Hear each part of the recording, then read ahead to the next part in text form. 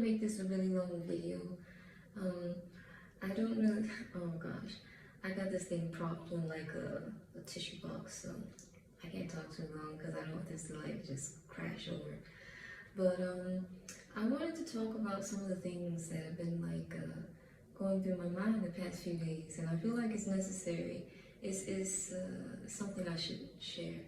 And you know, I have to say, I'm always inspired by people who share, you know, things that sometimes we consider to be personal revelations. I think sometimes you should keep them to yourself, and other times it really can help somebody else. And so the past few days, I have been having like a personal revelation that I should follow my dreams and do some of the things that I have allowed my ego and my just natural instinct I have allowed to, how would I say this? I just was afraid to do it.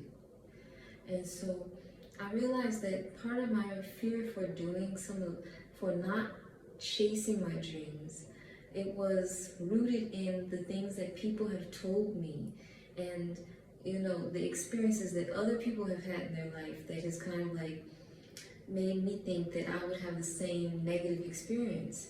And, you know, I've learned this expression nowadays, we call it projection, you know, and it really just has been like, I can't say it's like an epiphany moment where you all of a sudden get like a you know, eureka moment where all of a sudden you just get the idea and it goes off in your head. It's been like consistently over the past few days, and I could say probably even longer. But it's like I listened to different things that, you know, maybe motivational speakers and whatnot have said, and it really, it's like it all came together, you know. And if there's anything that you can make out of this video, I just want to say, you can't allow other people's experiences to shape your life. You have to do what's right for you, and you have to choose if you want to be complacent or if you want to really seek the thing that's in your heart. And I know it sounds kind of like cheesy to say that thing, follow your heart. I've always been a person who's like, I don't want to believe in all that kind of nonsense where they say follow your heart, because it's been overused. But I still have to say there's truth in that. There are times, and I feel like I have had these experiences where I've allowed other people to make decisions because they seem more experienced, and I allow them to make decisions, big decisions that have impacted me without giving my 2 cents or without giving my perspective, you know, or putting my input, you know. And so that's not a good thing to do. You have to speak up for yourself, for what you need and for what you want, you know. And I was learning recently that a lot of times when you are allowing other people to, you know, let's say this, when you're allowing other people to take the steering wheel, a lot of times it's rooted in things that happen in our childhood that are, you know, it could be anything where maybe you were in a single parent family, or you grew up and you lacked a lot of things, or you always were in a situation where you could not be like a full child. You could not be a child. You had to become responsible early, and you couldn't just be a child, you know. The thing is, those kind of things have such a strong impact on us as we become adults. And it's just strange how it's taken me so many years to realize how my childhood has affected me as an adult. And, you know, there's always these psychology books, you know. I have heard recently they discredit Freud, you know, for his theories, but I don't know why. Okay, but one thing I always agree with is that Freud said it always starts in childhood, and I agree.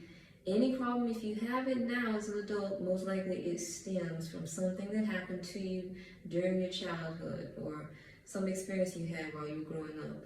And so, well, I hope I'm not going all over the place, but I just want to say, if there is something that you are led to do, and it may be something that other people you know, friends and family, may disagree with, I'm saying that you should really make sure you seek wise counsel.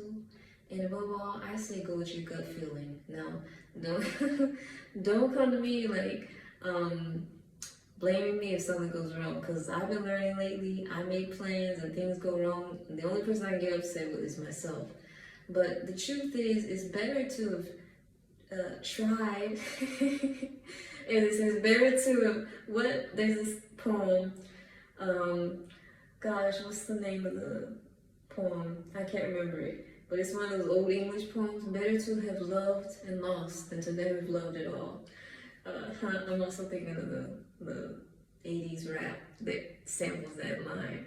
But I feel that's true. It's better that you try than not to have tried at all. I'm learning this even, this late, or I shouldn't say this late, it's not like I'm old.